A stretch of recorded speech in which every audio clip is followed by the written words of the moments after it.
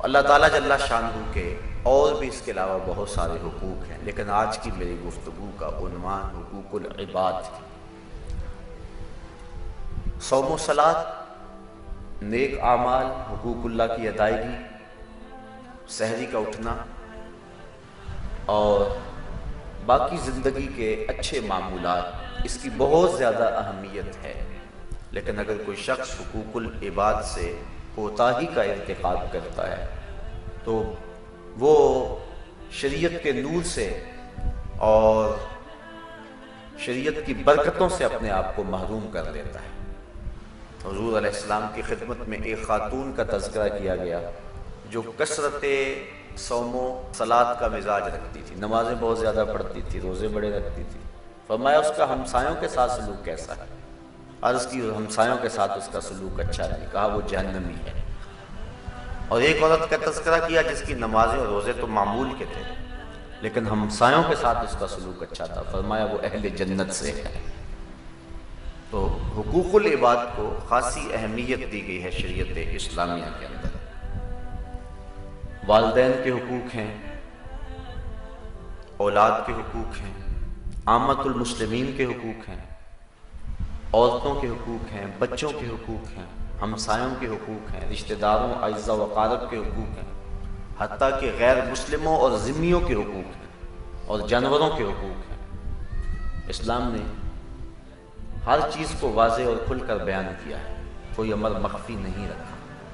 والدین کے حقوق کے حوالے سے شریعت میں ترغیب دی گئی اور یہاں تک فرمایا گیا کہ ان کے سامنے اف تک بھی نہ کرو،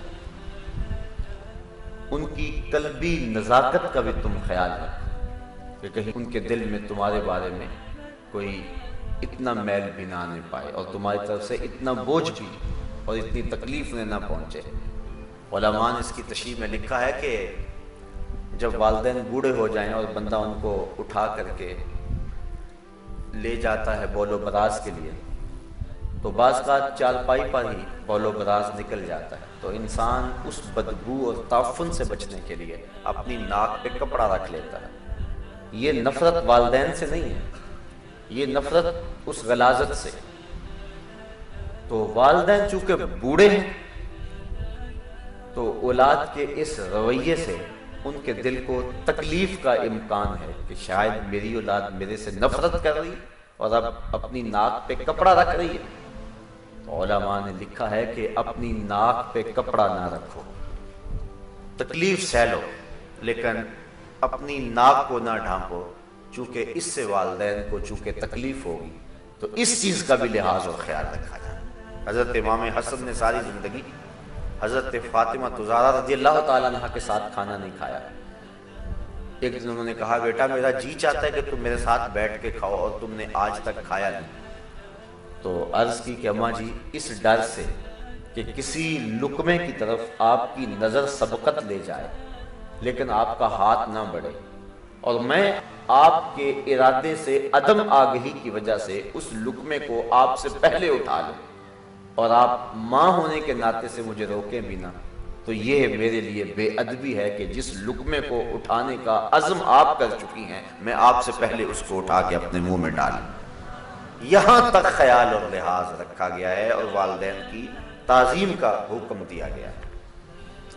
اور سچی بات ہے جو حضور نے فرمایا کہ والدین کے حقوق ادا ہی نہیں ہو سکتے الا یہ کہ ان کو غلام پائے اور خرید کے آزاد کرتے ہیں۔ اس طرح ماں کے حقوق الگ سے بیان فرمایا۔ ایک صاحب پوچھتے ہیں حضور کی بارگاہ میں کہ میرے حسن سلوک کا سب سے زیادہ مستحق کون ہے؟ تو فرمایا تیری ماں۔ عرض کی ثم من، پھر کون؟ فرمایا تیری ماں۔ پھر کہا ثم من حضور پھر کون؟ پھر فرمایا تیری ماں۔ تو پھر اس نے چوتھی مرتبہ پوچھا تو فرمایا تیرا باپ۔ علماء نے اس کی تشریح میں لکھا ہے کہ چونکہ ماں پہلے ایام حمل کی تکلیف، پھر وضع حمل کی تکلیف اور پھر پرورش کی، دودھ پلانے چھڑانے اور اس کی تربیت کی تکلیف، 3 مراحل سے گزرتی ہے اور باپ صرف تیسرے مرحلے میں شامل ہوتا ہے۔ اس لیے ماں کا تذکرہ 3 مرتبہ فرمایا اور باپ کا تذکرہ 1 مرتبہ فرمایا۔ تو والدین کے حقوق ہیں ہمارے ذمہ، ان کو آسودگی دیں، انہیں خوش رکھیں، ان کی ناراضگی سے بچیں۔ اللہ کی رضا والدین کی رضا میں ہے، اور اللہ کی ناراضگی والدین کی ناراضگی میں۔ رضا اللہ فی رضا الوالد وسخط اللہ فی سخط الوالد۔ اسی طرح والدین کے حقوق جس طرح اولاد کے ذمے ہیں، اس طرح والدین کے ذمے اولاد کے حقوق بھی ہیں کہ ان کی اچھی تربیت کریں، ان کا اچھا نام رکھیں، ان سے پیار کریں۔ حضرت امام حسن رضی اللہ تعالی عنہ کا حضور نے منہ چوما تو اقرع بن حابس التمیمی جو کہ اپنی قوم کے سردار تھے، وہ پاس بیٹھے ہوئے تھے۔ جب اس منظر کو انہوں نے دیکھا تو کہا حضور میرے 10 بیٹے ہیں، میں نے تو کبھی ان کے ساتھ یوں پیار نہیں کیا۔ حضور نے فرمایا من لا یرحم لا یرحم، جو رحم نہیں کرتا اس پہ بھی رحم نہیں کیا جائے گا۔ تو ترغیب دی اس بات کی کہ اپنی اولاد کے ساتھ اس نے سلوک کرو، اپنی اولاد کے ساتھ پیار کرو، وہ تمہارے پیار کی طالب ہے، تمہارے پیار کی بھوکی ہے، تم اسے پیار دو، اس کو محبت دو، ان کا اچھا نام رکھو، ان کو دین سکھاؤ۔ 5-7 سال کے ہو جائیں تو مسجد میں انگلی لگا کے لاؤ، 10 سال کے ہو نماز نہیں پڑھتے تو ان کو مار کے نماز پڑھاؤ۔ ترغیب دی گئی، ان کے بستر الگ کر دو، وقت پہ ان کی شادی کر دو، ہر شے بیان فرمائے۔ حضرت سعد بن ابی وقاص رضی اللہ تعالی عنہ نے حضور سے عرض کی کہ میں اپنے مال کے بارے میں وصیت کرنا چاہتا ہوں، یعنی بہت سارا مال ہے، تو اب میرا وقت آخر آ گیا۔ مکے میں آپ کا وصال ہونے لگا تھا، حضور اس بات کو پسند نہیں کرتے تھے کہ جہاں سے کسی کی ہجرت ہو وہاں ہی اس کا وصال ہو، اس لیے فرمایا اللہ خیر کرے۔ انہوں نے کہا حضور میں وصیت کرنا چاہتا ہوں، سارے مال کی کر دوں؟ فرمایا نہیں۔ آدھے کی کر دوں؟ فرمایا نہیں۔ تو کہا تیسرے حصے کی کر دوں؟ فرمایا ہاں تیسرے حصے کی کر دوں۔ اور ساتھ فرمایا کہ اپنی اولاد کو کنگال چھوڑ کے جائے اور بے آسرا چھوڑ کے جائے، یہ بہتر نہیں ہے، یہ بہتر ہے کہ تو ان کے لیے کچھ چھوڑ کے جائے۔ اس لیے سارے مال کو راہ خدا میں خیرات کرنے سے اور سارے مال پر وصیت کرنے سے انہیں روک دیا، چونکہ آخری وقت تھا ان کا۔ اس لیے فرمایا کہ نہیں، حالانکہ ان کی ایک ہی بیٹی تھی، کہا کہ نہیں تو ان کو کنگال چھوڑ کے جائے تو یہ بہتر نہیں ہے کہ وہ لوگوں سے مانگتے پھریں اور لوگوں کے سامنے جھولی پھیلاتے پھریں۔ جس نے آسودگی دیکھی ہو پھر اس کے لیے یہ مسئلہ اور زیادہ مشکل ہوتا ہے۔